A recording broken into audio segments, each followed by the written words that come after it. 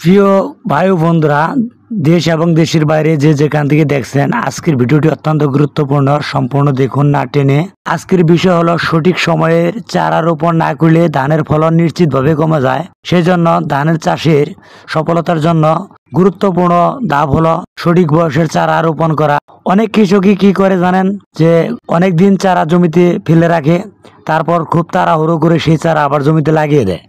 এতে নিশ্চিতভাবে ধানের ফলন কমে যায় এবং রোগবালাইয়ের আক্রমণও বেশি হয়। তো সেই বিষয়টাকে আমাদেরকে মাথায় রাখতে হবে। যদি চারার বয়স বেশি হয় তাহলে গাছ দুর্বল হয়। কম বয়সী আবার চারার বয়স কম হলে সেটি জমির সাথে বেড়ে উঠতে পারে না, খাপ খেয়ে নিতে পারে না। এজন্য সঠিক বয়সের চারা জমিতে দ্রুত বৃদ্ধি পায় এবং সঠিক বয়সের চারায় রোগ জীবাণুর আক্রমণও কম হয়, বেশি ফলন হয় এবং ধান সুস্থ থাকে। কোন বয়সের চারা রোপণ করিলে ধানের জাত অনুযায়ী চারার বয়স ভিন্ন হতে পারে, যেমন জাত ও বয়স।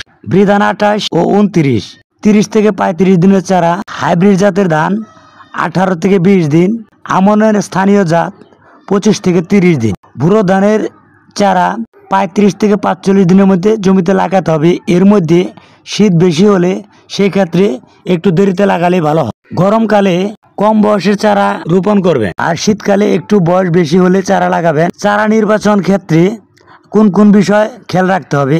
1 নম্বরে পাতা সবুজ ও মোটা হতে হবে। প্রতিটি চারায় 4 থেকে 5টি করে পাতা বিশিষ্ট থাকবে। রোগ বা দাগ থাকবে না। গাছের মূল বা গোড়া শক্ত ও সাদা হবে। বেশি বয়সের চারা লাগালে কি হয়? বেশি বয়সের চারা লাগালে যা হয়, গাছ লম্বা হয়ে যায়, কুশি কম হয়, ফলন কমে যায়, ধানের শীষে ধানের সংখ্যা কম হয়, রোগ বালাইয়ের ঝুঁকি বাড়ে, জমির সাথে খাপ খাইয়ে নিতে পারে না, শিকড় গজাতে অনেক সময় লাগে।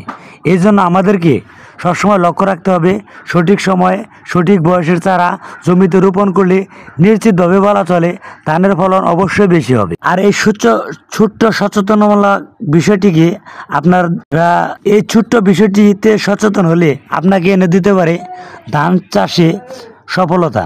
নিজে জানুন, অন্যকে জানতে সুযোগ করে দিন। ভিডিওটি ভালো লাগলে অবশ্যই বন্ধুদেরকে শেয়ার করবেন আর আমার চাষা সুন্দর সুন্দর ভিডিও দিতে পারি আপনাদেরকে।